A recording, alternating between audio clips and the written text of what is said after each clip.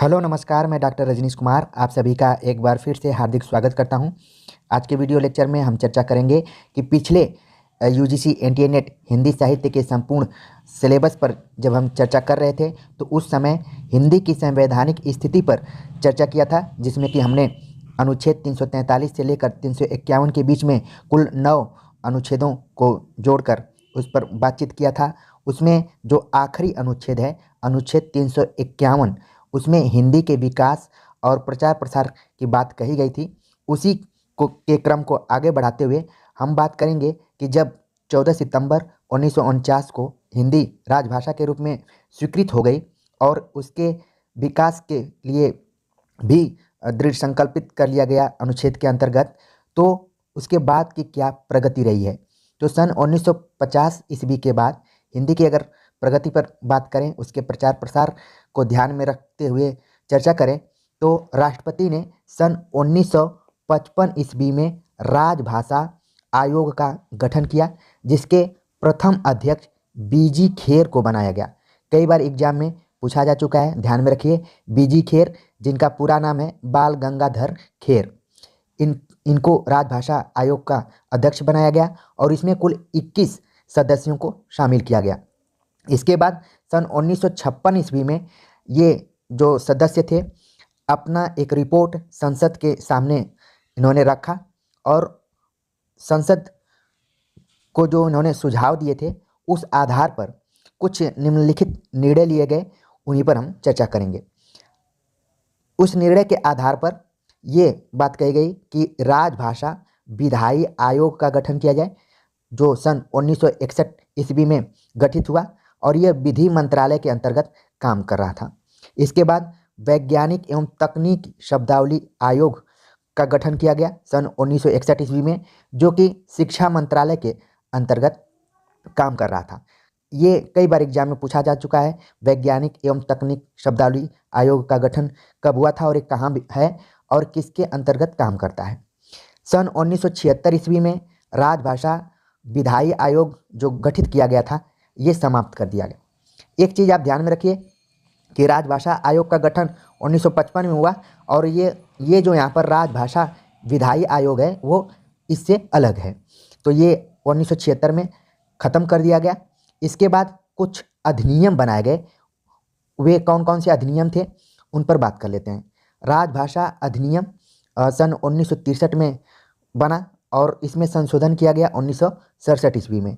इसके बाद राजभाषा संकल्प जो कि 1968 में आया।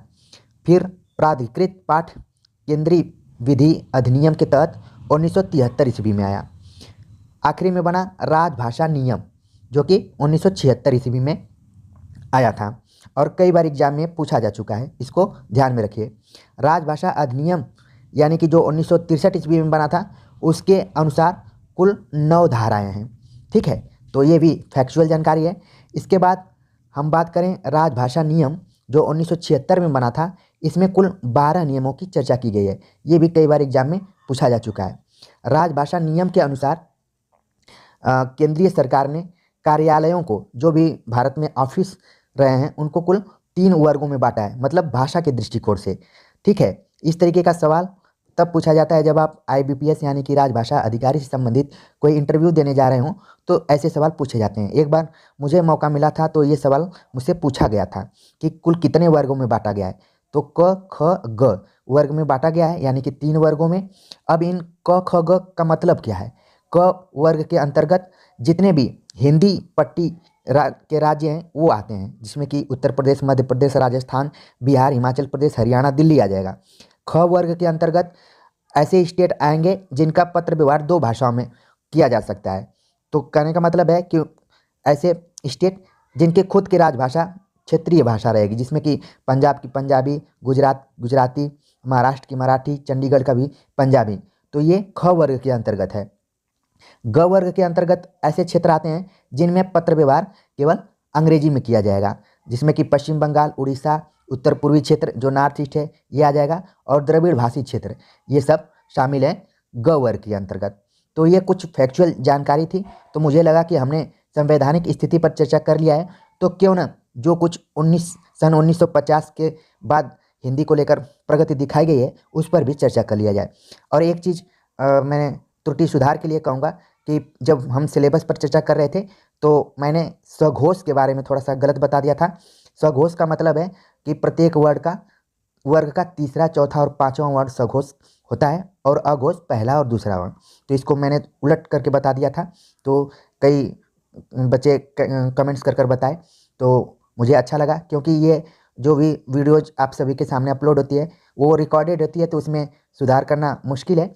तो डिस्क्रिप्शन में मैं डाल दिया था, पहले ही डाल दिया था, लेकिन आप लोगों ने भी उस पर ध्यान किया तो अच्छा लगा, क्योंकि जब सीरियस कैंडिडेट्स रहेंगे तो कम से कम गलती होने की कोशिश रहेगी। और अच्छी बात यह है कि जब भी आप कमेंट्स कर बताते हैं तो गलत चीज़ पे दोबारा नज़र जाती है, उसको सही किया जाता है। और इस चैनल का जो मुख्य उद्देश्य है कि जो भी चीज़ पढ़ें वो सच्ची चीज़ों को पढ़ें, प्रामाणिक चीज़ों को पढ़ें, तो आखिर जो कोशिश है वो सच्चाई तक पहुंचने की है।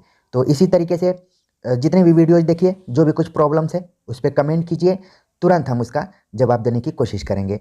तो उम्मीद है कि आज का ये लेक्चर आप सभी को अच्छा लगा होगा, और जो भी चीज़ें बताई गई कि 1950 के बाद क्या क्या बदलाव हुआ, खासतौर से राजभाषा आयोग का जो गठन अनुच्छेद 344 के अंतर्गत कहा गया था कि किया जाएगा, तो सन 1955 ईस्वी में किया गया।